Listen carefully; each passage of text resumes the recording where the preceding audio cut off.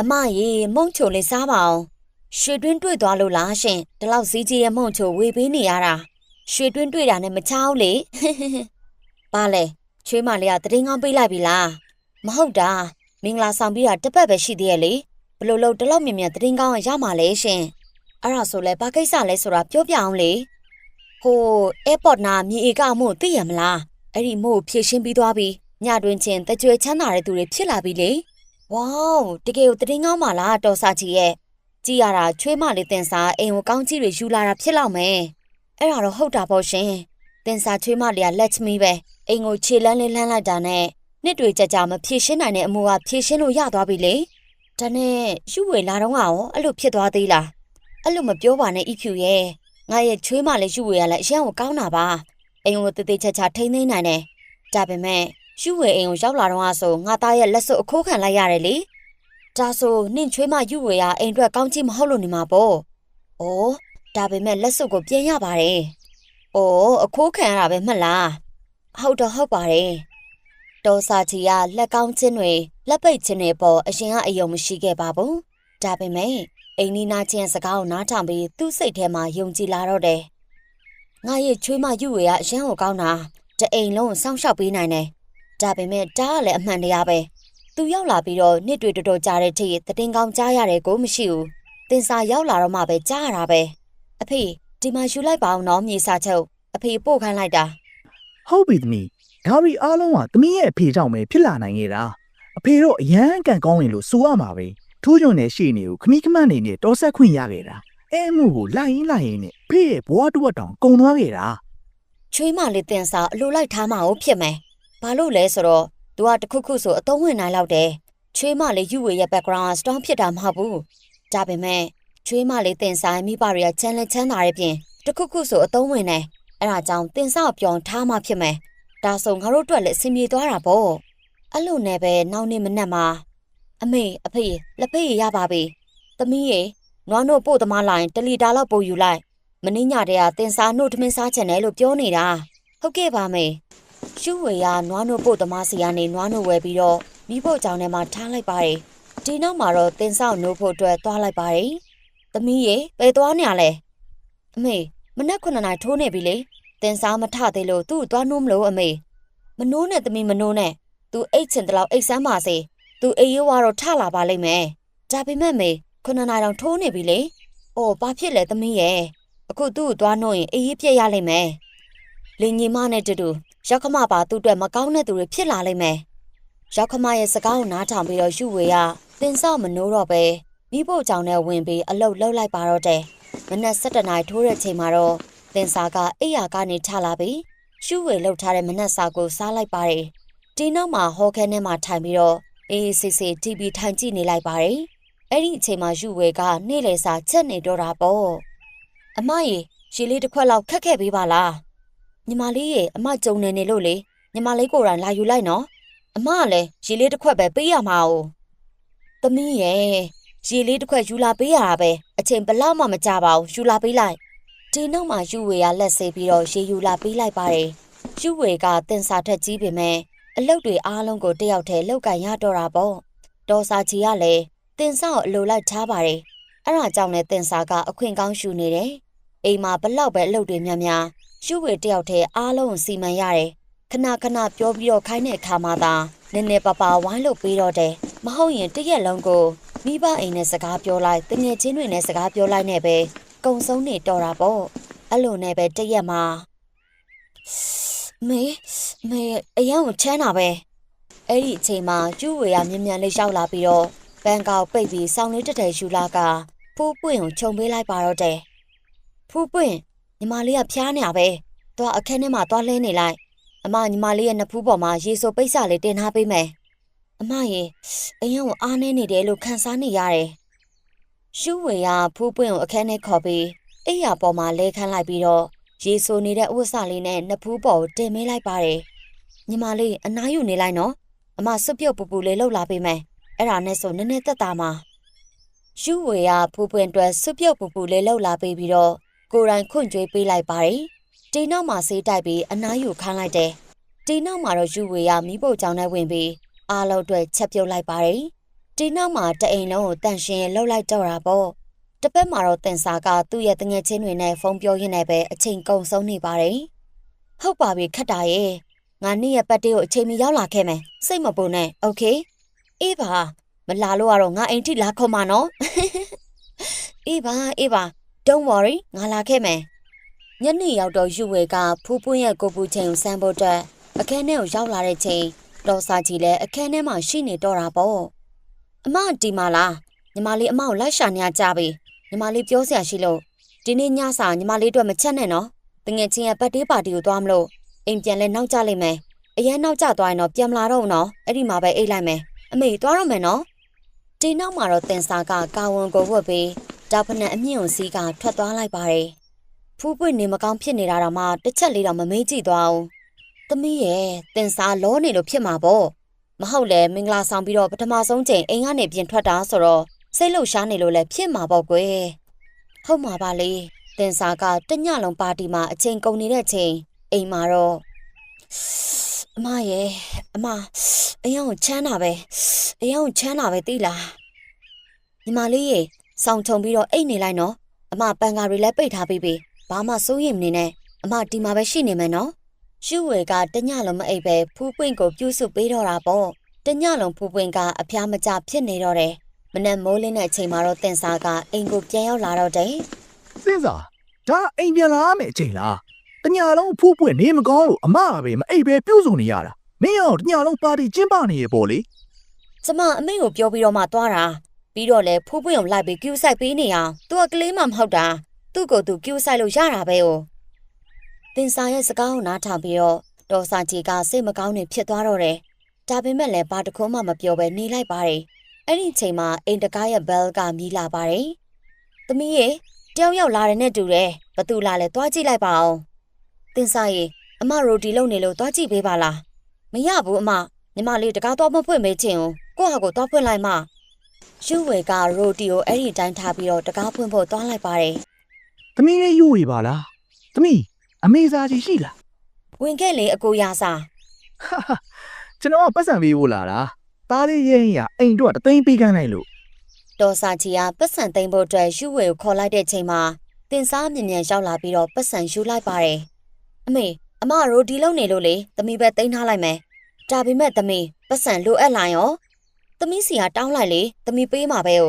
အမရှုဝေပဲဖြစ်ဖြစ်သမီးပဲဖြစ်ဖြစ်ပါကွာသွားမှာမလို့လဲမေရဲ့အဲ့လိုမဟုတ်ပါဘူးသမီးရဲ့ငါရဲ့ချွေးမနှစ်ယောက်လုံးကတာဝန်သိတတ်ကြတာငါအများကြီးတွေးမနေသင့်ဘူးအဲ့နောက်မှာတန်စာကပတ်စံနေယူသွားပြီးတော့သူ့ရဲ့ပီရိုထဲမှာတင်ထားလိုက်ပါတယ်တော်စာကြီးရဲ့အိမ်ကနှစ်ထပ်အိမ်ဖြစ်တာပေါ့ချွေးမနှစ်ယောက်ကအပေါ်ထပ်မှာနေပြီးတော်စာကြီးတို့ကအောက်ထပ်မှာနေတယ်နေပူရှင်ကတအားကိုမြင့်တက်လာပါတယ်ဒီမှာအရန်ကိုပူတာပဲဒီအတိုင်းသာဆိုရင်တော့ငါကောင်းကောင်းအိပ်ရမှာမဟုတ်ဘူးအောက်ထပ်မှာဆိုရင်တော့အခုထက်ပိုအေးသေးတယ်ဘလို့လို့ရင်ကောင်းမလဲအမအောက်ထက်ကခန်းမှာပြောင်းနေမယ်လို့ပြောတဲ့ခန်းကိုငါရင်ဆုံးရှုလိုက်မယ်အမေသမီးအောက်ထက်ကခန်းကိုပြောင်းလာလို့ရမလားရတယ်လေသမီးရဲ့ဒါပေမဲ့အဲ့ဒီခန်းယူဝေပြောင်းလာမယ်လို့ပြောထားတယ်မလားအမယူဝေကအပူတန်လက်ခံနိုင်တာပဲ哦အပေါ်ထက်ကရမ်းပူတော့သမီးရဲ့အရေးပြားတွေတောင်ပျက်စီးနေပြီတင်ဆောင်စိတ်မကောင်းဖြစ်အောင်လုပ်ရင်မကောင်းဘာပဲဖြစ်ဖြစ်ယူဝေကအပေါ်ထက်မှာနေကြပဲ哦ရတယ်လေသမီးပြောင်းနေလိုက်တင်စာကအောက်ထက်ကခန်းမှာပြောင်းနေလိုက်တယ်ရာသီဥတုအရန်ကိုပူပြင်းလာတော့မှယူဝေကအပေါ်ထက်မှာပဲနေရတဲ့ပြင်တအိမ်လုံးရဲ့အလုပ်တွေကိုသူတယောက်တည်းလုပ်ကန်ရပါတယ်အိမ်အတွက်ဈေးဝယ်ရတာပဲဖြစ်ဖြစ်အဝတ်လျှော်မီးပိုတိုက်ပကံစီထမင်းချက်တစ်ပြက်စီလဲရတာပဲဖြစ်ဖြစ်ယူဝေတယောက်တည်းလုပ်ရပါတယ်အဲ့ဒီပြင်တင်စာရဲ့အိုးစားတွေပါယူဝေကလျှော်ဖို့ပေးရသေးတယ်အဲ့ဒီလိုနဲ့ပဲတရက်မှာတော့ဒါပါလဲအမညီမလေးကအမေနဲ့သွားတွေ့ဖို့အတွက်လှုပ်ထားတာကိုဝတ်စုံကစွန်းသွားပြီလေအမဘလို့တောင်ဝတ်လျှော်ရလဲအမကိုယ်တိုင်တေချာလေးလျှော်ထားတာပါကြည့်ရတာတခြားအိုးစားတွေနဲ့ကပ်ပြီးတော့အယောင်စွန်းသွားတာဖြစ်မယ်အကြောင်းပြချက်တွေပေးမနေနဲ့ညီမလေးကောင်းကောင်းသိတယ်ဒီစာရီကပြက်စီးသွားတော့နောက်တစ်ထည်ဝယ်သွားရတော့မှာပေါ့အဲ့နောက်မှာတင်စာကစာရီအစ်စ်တစ်ထည်ဝတ်ပြီးတော့အမေအိမ်ကိုသွားလိုက်ပါတယ်အဲ့ဒီလိုနဲ့ပဲတရက်မှာအေးသမီးလေးဟေမရေအိမ်ကိုလာခဲ့လေသမီးကိုကျူးဆိုင်ဖို့အတွက်အိမ်မှာရောင်းမနှစ်ယောက်တောင်ရှိတာသမီးကိုကျူးဆိုင်ပေးလိုက်မယ်ဘသူဖုန်းဆက်တာလဲမေအော်ဟေမဖုန်းဆက်တာမကြသေးခင်ကမှကလေးမွေးထားတာမလားသူ့ကိုကျူးဆိုင်မဲ့သူတယောက်မှမရှိလို့တဲ့လေရောက်ခမဖြစ်သူကလည်းတနာပါတယ်ဟဲ အချိန်တိုင်းနေမကောင်းဖြစ်နေတာအဲ့ဒါဟေမာပြောပြနေရတဲ့အမေကတီကိုလာခန်းလိုက်တာအမေညီမလေးကိုတီကိုလာဖို့ပြောတာကောင်းသွားတယ်ကလေးလေးလည်းရှိတော့သမီးတို့လည်းမပြင်းရတော့ပေါ့အမအတွက်လည်းအဆင်ပြေသွားတယ်သူတို့ရဲ့စကားကိုနားထောင်ပြီးတော့တင်စာကမျက်နှာပြက်သွားတယ်အမဟေမာသာလာရင်တေချာပေါအိမ်လောက်တွေလုပ်ပေးရတော့မှာပြီးရင်လည်းသူ့ကိုကိူးဆိုင်ပေးရအောင်မှာ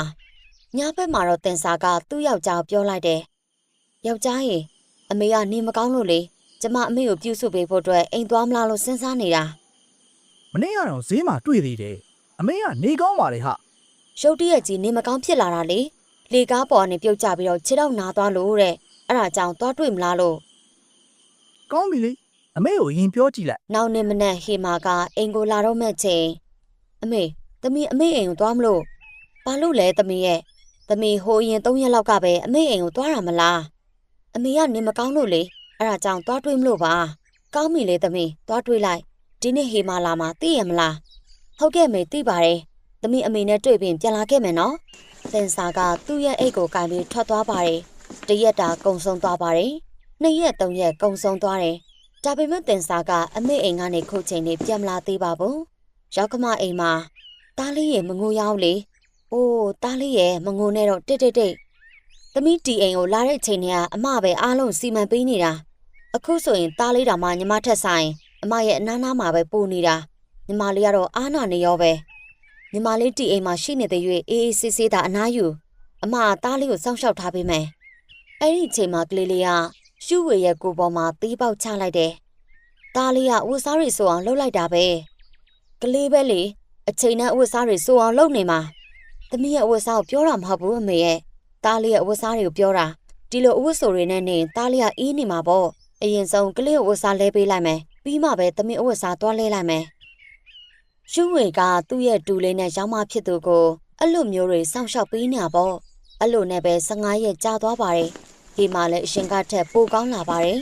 ။အမယူဝေကအားလုံးပြုစုဆောင်ရှောက်ပေးနေတာ။ဒါပေမဲ့အမတင်စားတော့အခုချိန်နဲ့အိမ်ပြန်မလာသေးဘူး။ဟုတ်တယ်နော်သမီး။ဒီနေ့ဆို15ရက်တောင်ရှိပြီသူ့မေအိမ်သွားတာ။သွားတော့ကတော့1ရက်2ရက်ပဲသွားမယ်လို့ပြောတာပဲ။သူ့ရဲ့အမေနဲ့စကားပြောကြည့်လိုက်မယ်။အဲ့နောက်မှာတော်စာချီကသူ့ရဲ့ခမိခမက်ကိုဖုန်းဆက်လိုက်ပါတယ်။ဟယ်လိုမင်္ဂလာပါအမ။မင်္ဂလာပါအမဝေဝါရေနေကောင်းရဲ့လား။ချစ်တော့တက်တာသွားရလား။ခြေထောက်ကခွေသွားတာပါဆေးလိုက်တော့တက်တာသွားရလေဟုတ်လားဒါပေမဲ့ချွေးမပြောတော့အမလေကားပေါ်ကနေပြုတ်ကြတာဆိုဟုတ်တယ်အမနောက်ဆုံးလေကထက်မှာခြေထောက်ခွေသွားတာပါပြုတ်ကြတာတော့မဟုတ်ပါဘူးအမလည်းပြန်ကောင်းသွားပြီဆိုတော့ချွေးမလေးကိုအိမ်ပြန်ပို့ပေးပါလားဘာလို့လဲဆိုတော့သမီးလေးဟေမာလည်းအိမ်ကနေပြန်တော့မှဆိုတော့လေဟုတ်ပြီမရေပြောလိုက်ပါမယ်တင်စာကဟေမာကိုမပြုတ်စုချင်တာကြောင့်အမေရဲ့တန်ရာကိုလင်းပြောပြီးတော့ရှောင်ထွက်သွားတယ်ဆိုတာကိုဒေါ်စာချီကနားလည်သွားတယ်။ဒါပေမဲ့လည်းတင်စာကအိမ်ကိုရောက်လာတဲ့ချိန်မှာဒေါ်စာချီကဘာမှမပြောပါဘူး။ဘလို့နေလဲအမကောင်းပါတယ်ညီမလေးလာတာနောက်ကျသွားတယ်။အမအခုပြန်တော့မလို့လေ။ဘာလို့လဲအမယူဝေပဲပြုစုခွင့်ပေးလိုက်တာလား။ညီမလေးကိုကြတော့အခွင့်အရေးတော့မပေးတော့ဘူးလား။ဘာမှမဖြစ်ပါဘူးလေ။နောက်တစ်ခါလာတဲ့အချိန်ကျသေချာလေးပြုစုပေးမယ်။ညီမလေးကိုနောက်ဆက်ဖို့အတွက်တော့စက်နေကောင်းမလားလို့တွေးထားတာ။ဒါပေမဲ့အမယူဝေကိုဒုက္ခမပေးချင်တော့လို့သွားလိုက်တာပဲကောင်းတယ်။ဟေမာကပြန်ဖို့အတွက်ကိုပြင်နေပါတယ်။သမီးရေအမေသမီးကိုပတ်စံတသိန်းအပ်ထားတယ်လေ။အဲ့ဒီထဲကနေ1000လောက်ထုတ်ပေးပါလား။ဟေမာရဲ့စာရီတွေနဲ့သူ့သားလေးအတွက်အဝတ်စားဝယ်ရအောင်လေ။အော်အမေအဲ့ဒီပတ်စံတွေကအိမ်စေးရိတ်နဲ့တင်ကုန်သွားပြီလေ။အမေလည်းသိတာပဲ။အခုကကုန်စည်နှုန်းတွေကတအားကြီးနေတာ။တော်စာချီကတင်စာရဲ့လက်ကွက်တွေကိုကောင်းကောင်းကြည့်ကိုနားလည်တော့တာပေါ့။ဒါပေမဲ့လည်းဘာမှမပြောပါဘူး။အဲ့ဒီအချိန်မှာပဲယူဝေကအထုပ်ပိုးတွေယူလာပြီးပေးလိုက်ပါတယ်။ညီမလေးဟေမာညီမလေးနဲ့သားလေးရဲ့ပြီးတော့ညီမလေးရဲ့ရောက်ခမမိသားစုအတွက်အဝတ်တွေထည့်ပေးလိုက်တယ်။ဒီနောက်မှာဟေမာကအားလုံးကိုနှုတ်ဆက်ပြီးတော့ထွက်သွားလိုက်ပါတယ်။တရက်မှာတော့ဥပညာကပင်စင်ယူတော့မှဖြစ်တဲ့အတွက်နှုတ်ဆက်ပါတီကိုကျင်းပပေးလိုက်ပါတယ်။အဖေသမီးကအဖေရဲ့ပါတီကိုတေချာပေါက်လာခဲ့မှာအားလုံးပါတီကိုတော့လိုက်လို့မဖြစ်ဘူးလေ။အိမ်ဆောင်ဖို့အတွက်တယောက်တော့နေခဲ့ရမှာပဲအမယူဝေရှိရပဲလေဒီနောက်မှာအားလုံးကရောက်ကတိဖြစ်သူရဲ့နှုတ်ဆက်ပါတီကိုသွားလိုက်ပါတယ်ယူဝေတယောက်ထဲအိမ်မှာနေခဲ့တော့တာပေါ့တင်စာကမိသားစုရဲ့ပျော်ပွဲရှင်ပွဲမှာတော့ပါဝင်ပေးပေမဲ့စိတ်ညစ်စရာတွေနဲ့ပြည့်နေတဲ့ချိန်မှာတင်စာကမသိတယ်လို့နေလိုက်ပါတယ်ဝမ်းနဲ့နေရတဲ့ချိန်မှာအနားမှာတော့ရှိမနေပါဘူးမင်္ဂလာလက်ဖွဲ့တွေကိုလည်းသူတယောက်ထဲပဲအသုံးပြုတော့တယ်မ တော်တဆပစ္စည်းတွေကိုကိုင်မိရင်တော့အပြစ်ဆိုတော့တာပေါ့အဲ့လိုနဲ့ပဲတညနေခင်းမှာအရန်ပူတာပဲဟဲ့အလုပ်တွေကတော့ပြီးပါပြီခဏလောက် AC ခန်းထဲမှာအနားတော့ယူလာအောင်မယ်ရှုဝေကတင်စာရဲ့မင်္ဂလာလက်ဖွဲ့အနေနဲ့ယူလာတဲ့ AC ကိုဖွင့်လိုက်တဲ့အချိန်မှာအမဘသူခွင့်ပြုချက်နဲ့ AC ကိုဖွင့်ရတာလဲပေးဘလောက်တောင်ပေးရလဲသိလားတခုခုဖြစ်လို့ပြတ်သွားရင်ညီမလေးပဲပတ်စံကုန်မှာမှတ်လားညီမလေးတင်စာဘာလို့အဲ့လိုပြောရတာလဲအမယူလာတဲ့ပန်ကာပဲသုံးမလားတင်စာရဲ့စကားကိုနားထောင်ပြီးတော့ယူဝေကစိတ်မကောင်းဖြစ်သွားတော့တယ်တင်စာကိုညီမလေးအရင်တယောက်လိုသဘောထားပေမဲ့တင်စာကကို့အကျိုးအတွက်ပဲကြည်တာကိုယူဝေလည်းနားလည်သွားပါတယ်အဲ့ဒါကလည်းမှန်တော့တာပေါ့ရက်တွေလည်းကုံဆုံးသွားပြီးတော့ဖိုးပွင့်အိမ်အောင်ပြူရမယ့်အသက်အရွယ်ကရောက်လာပါတယ်အမေသားဒီတစ်ခါသတင်းကောင်းနဲ့တူလာခဲ့တာဘလို့သတင်းကောင်းနဲ့သားအဖေဖူးပွင့်တော့လာတောင်းရဲနေကောင်လေးတမိသားစုလုံးကချမ်းလဲချမ်းသာတယ်အဲ့ပြင်ကောင်လေးကအစိုးရဝန်ထမ်းအင်ဂျင်နီယာတယောက်အမေရဲ့ကောင်လေးတမိသားစုလုံးကအစိုးရဝန်ထမ်းနေပဲကောင်းတာပေါ့တားရဲ့ကောင်းတဲ့အလုပ်ကိုဘာလို့အချိန်ဆွဲနေမှလဲကောင်လေးရဲ့မိသားစုအိမ်လာဖို့ဖိတ်လိုက်လေကောင်လေးနဲ့ကောင်မလေးသားတယောက်ကိုတယောက်သဘောကျရဲဆိုရင်တော့ရှေ့ဆက်ကြတာပေါ့နောက်တရက်မှာရေရင်ကကောင်လေးမိသားစုကိုခေါ်လာလိုက်တယ်အားလုံးကလည်းထက်မြက်ကိုသဘောကျသွားပါတယ်အမရဲ့သမီးဖူးပွင့်ကိုကျမတို့သဘောကျတယ်တင်နှောင်းငွေလည်းမတောင်းပါဘူးရှင်ကျမတို့ကတော်ဝင်မိသားစုတွေဆိုတော့မင်္ဂလာဆောင်တော့တခန်းတနာလေးလုပ်ပေးချင်တယ်ကိုရဲရင်ကျွန်တော်နဲ့ကျွန်တော်မိသားစုကဒါလေးပဲလိုချင်တာပါတင်နှောင်းမှာတော့ကောင်လေးမိသားစုကအိမ်ကိုပြန်သွားလိုက်ကြတယ်အဲ့လိုနဲ့ပဲရက်တွေကုံဆောင်ရင်တပတ်လောက်ကြာသွားပါတယ်ဖူးပွင့်ရဲ့စိတ်ဆက်မဲ့နေ့ကိုတတ်မှတ်လိုက်ကြပါတယ်ဖူးပွင့်အောင်နောက်တစ်ပတ်ကျရင်စိတ်ဆက်တော့မှပြင်ဆင်စရာတွေလည်းအများကြီးရှိသေးတယ်ရှိတဲ့ပတ်စံတွေကလည်းအိမ်ပြင်ဖို့အတွက်ပေးလိုက်ပြီအခုကျမတို့လက်ထဲမှာပတ်စံလည်းမရှိတော့ဘူးရှင်ဘာဖြစ်တာလဲမေရဲ့စိတ်ညစ်နေတယ်လို့ပဲတင်စာအိမ်ကိုရောက်လာတဲ့ခါတည်းကဘာလုံးမှလောက်ခိုင်းတာမဟုတ်ဘူးအဲ့ဒါမှသူ့ရဲ့မိသားစုတွေနဲ့လည်းအဆင်ပြေအောင်လို့အဲ့ဒါကြောင့်လဲတင်စာရဲ့လက်ကွက်တွေအားလုံးမသိချင်အောင်ဆောင်မင်းယူဝဲဒုက္ခတွေအများကြီးပေးခဲ့တာကြည့်ရတာခုတော့တင်စာအကူညီတောင်းဖို့အချိန်ကြာပြီထင်တယ်ဘာဖြစ်လို့လဲမေရဲ့တခုခုပြောအောင်လေအော်သမီးရဲ့နောက်ဘက်ထဲမှာဖူးပွင့်ရဲ့စိတ်ဆက်ပွဲရှိရလေအဲ့ဒီအတွက်ပတ်စံတွေသိန်းချီလောက်လိုတယ်သမီးရဲ့မင်္ဂလာဆောင်မှာတော့အမေတို့ပတ်စံဘလောက်သုံးလိုက်လဲဆိုတာသမီးလည်းသိရပဲအဲ့ဒီရင်အိမ်လည်းပြင်လိုက်သေးရဲ့လေအဲ့တော့အမေသမီးရဲ့အဖေမှာပတ်စံတွေအများရှိရမလားပြီးတော့လေအမေတို့နိုင်ခဲ့တဲ့အမှုကပတ်စံတွေကိုလည်းသမီးရဲ့အကောင့်ထဲမှာထည့်ပေးခဲ့တာဒါဆိုအမေကသမီးရဲ့ပတ်စံတွေကိုမျက်စိကျနေတာပေါ့အဲ့ဒါကြောင့်စဉ်းစားနေတာအမကိုအလုပ်တွေအများကြီးခိုင်းတဲ့ချိန်တိုင်းအဖွားကြီးကဘာလို့ပါဆက်ပိတ်နေရလဲလို့ပေးဟုတ်မလဲကြီးကန်းမျက်လုံးနဲ့သမီးရဲ့ဘဏ်အကောင့်ထဲကပတ်စံတွေကိုမျက်စိကျနေတာပေါ့လေအဖေကတရားရုံးမှာလူတွေကူညီပေးဖို့အတွက်ရက်တီနေတာအမေသမီးကမင်္ဂလာဆောင်အတွက်မဟုတ်ဘူးသမီးရဲ့ဘလို့တော့ပြောလိုက်တာလဲအမေကဒီတိုင်းလေးပြောလိုက်တာပါပြီးတော့တလအတွက်ပဲနောက်တလကြာပတ်စံတွေအားလုံးပြန်ဆက်မှာပေါ့သွားစမ်းမှာလှုပ်ချင်ရတာလှုပ်ပတ်စံတော့မပေးနိုင်ဘူးပတ်စံမရှိနဲ့လက်မသွားတောင်းစားကြပါလားတင်စာရဲ့စကားတွေကိုနားထောင်ပြီးတော့ဒေါ်စာချီကစိတ်မကောင်းဖြစ်သွားပါတယ်အဲ့ဒီအချိန်မှာတင်စာရဲ့ဘားပြင်ပေါ်ကိုခက်ပြင်းပြင်းနဲ့လက်ဖွားတစ်ချက်ကရောက်လာပါတယ်အမညီမပေါ်ဘလို့တက်တိနဲ့လက်ပါလိုက်တာလဲရှေ့နေရဲ့သမီးတော်အမှုဆွဲလိုက်လို့ရသိလားငါ့ကိုချင်းချောင်းနေလို့လဲဘာမှမထူးတင်စာနင်အမေကိုဘလို့လေတန်းနဲ့စကားပြောနေရလဲနင်တီအိမ်ကိုလာတဲ့အချိန်ကပျော်ဖို့ဆိုရှေ့ကရောက်လာတယ်ဒုက္ခရောက်တဲ့အချိန်ဆိုအမြဲတမ်းပုံးရှောင်နေတာအချိန်နေတိုင်းမှာငါတယောက်တည်းရက်တီခဲ့တာဒါပေမဲ့လည်းငါနင်ဘာမှမပြောခဲ့ဘူးအခုနေကငါအမေတဖွဲရက်ခမောက်ဒီလိုစကားတွေပြောစရာလားတွေ့လားမေအမေရဲ့ဆင်းရဲတဲ့ချွေးမဘလို့မျိုးအမေရဲ့ချမ်းသာတဲ့ချွေးမဆက်ဆံပြီးပြောဆိုနေလဲကြည်နင်နဲ့လည်းထိုက်တန်တာပဲလေအဲ့ဒီပါတစ်ချက်ကအရင်ကနင့်ကိုရိုက်တဲ့နာအဲ့ဒါမှနင့်ရဲ့အစင်တန်းကိုသိမှာအဲ့လိုပြောပြီးတော့ဒေါ်စာချီကယူဝေနဲ့တူတူထွက်သွားလိုက်ပါတယ်ဘာမှစိတ်မပူနဲ့မေသမီးအားလုံးဆင်ဆင်လိုက်မယ်စိတ်ဆက်ပွဲနဲ့ပတ်သက်ပြီးတော့ဒေါ်စာချီကအရန်ကိုစိတ်ညစ်နေတော့တာပေါ့အဲ့ဒီအချိန်မှာယူဝေကသူ့အမေရဲ့နောက်ဆုံးအမတ်တရပစ္စည်းဖြစ်တဲ့ရွှေလက်ကောက်လေးရောင်းပြီးတော့ပတ်စံနှစ်သိန်းစီစဉ်ပေးလိုက်ပါတယ်ဒီနောက်မှာဖူးပွင့်ရဲ့စိတ်ဆက်ပွဲအတွက်ပြင်ဆင်ပေးလိုက်ပါတယ်ညီမလေးဖူးပွင့်ဒီနေ့စိတ်ဆက်ပွဲမှာတာလေးကိုဝတ်လိုက်နော်အမရေအဲ့ဒီဝတ်စုံကအမအမေရဲ့တန်မိုးရှိဆုံးဝတ်စုံမလားအမတောင်မဝတ်တာဘာလို့ညီမလေးကိုဝတ်ဖို့ပေးရတာလဲဘာလို့လဲဆိုတော့ဒီနေ့ညီမလေးရဲ့ special နေ့ရက်လေးမလို့လေရှူဝေကဖူးပွင့်ကိုဝတ်စုံဝတ်ပေးပြီးတော့ပြင်ဆင်ပေးလိုက်ပါတယ်ဒီနောက်မှာတော့ဧည့်သည်တွေစားဖို့တောက်ဖို့အတွက်လဲရှူဝေတယောက်တည်းပဲလောက်ကင်ပေးရပါတယ်စိတ်ဆက်ပွဲကိုလည်းတခန်းတနာနဲ့ပြင်ဆင်လိုက်ပါတယ် အမေရဲ့သမီးလေးကွယ်လုံးဝမင်းသမီးလေးတစ်ပါးတိုင်းပဲဒါရီအားလုံးကအမယူဝေကြောင့်ပဲဖြစ်လာတာခဏကြာတဲ့နောက်တော့တတိုးသားဘက်ကမိသားစုတွေလည်းရောက်လာတယ်နောက်တော့ဆေးဆက်ပွဲကိုစတင်လိုက်ပြီးထက်မြက်နဲ့ဖူးပွင့်တို့ကအပြန်လည်လက်စွပ်လဲပေးတဲ့အလေးထားကိုပြုလုပ်လိုက်ကြပါတယ်ဒီနောက်မှာဧည့်သည်တွေကစားတောက်လိုက်ကြပါတယ်ဆေးဆက်ပွဲအစားတောက်တွေနဲ့ပြင်ဆင်တွေကိုလူတိုင်းကသဘောကျနေကြတော့တာပေါ့ဆေးဆက်ပွဲပြီးတဲ့နောက်မှာတော့အမစာချီရဲ့ဆေးဆက်ပွဲကကျမတို့တွေးထားတာထက်တောင်ပိုပြီးတော့ကောင်းသေးတယ်မင်္ဂလာဆောင်ကြရင်လည်းဒီတိုင်းလေးပဲဖြစ်စေချင်တယ်ဘာမှစိတ်မပူပါနဲ့ရှင်အားလုံးကအမလိုချင်တဲ့အတိုင်းဖြစ်လာမှာပါဒီနောက်မှာအားလုံးကပြန်သွားလိုက်ကြပါတယ်သမီးကအမေရဲ့သားတွေထက်တောင်မှတာတယ်အမေကအမြဲတမ်းသမီးကိုတင်စားထက်နှိမ်ကြတယ်လို့ထင်တဲ့ပြင်တင်စားရဲ့အမားတိုင်းကိုလည်းဘာမှမပြောဘဲနေခဲ့မိတယ်သမီးတယောက်တည်းရပဲခက်ခဲကြက်တဲတဲ့အချိန်မှာအမေတို့ရဲ့အနားမှာရှက်တီပေးတာ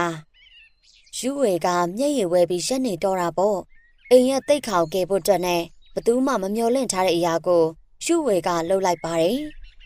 အမေတယောက်ရဲ့တိတ်ခေါကဲဖို့အတွက်နဲ့အမေတယောက်ရဲ့နောက်ဆုံးအမှတ်တယောက်တောင်ရောင်းလိုက်တာ ။